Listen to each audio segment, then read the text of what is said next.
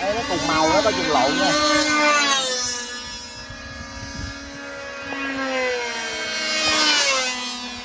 Màu vàng nhanh nhất. Dừng đẹp mấy anh, cái dừng làm ăn. Đáp nha.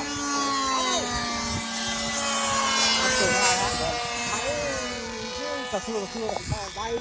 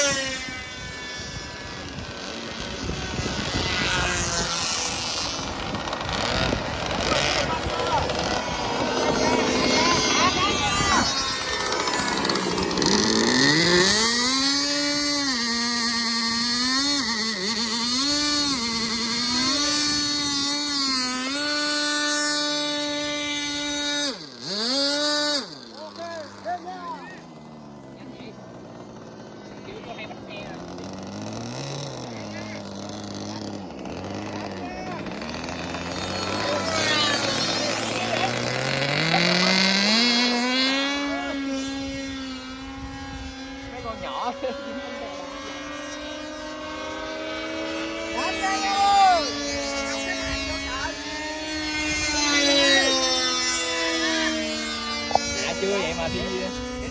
Nó mấy người chị Tâm cũng mang xuống mất tiêu rồi.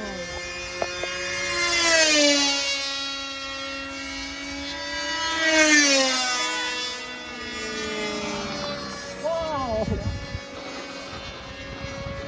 Ồn quá mấy đứa ơi.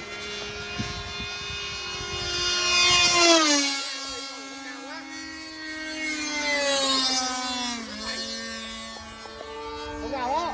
Ông đây con. Ông hả? Giúp luôn. Đây giúp anh đi. Mà giúp mấy tay hả?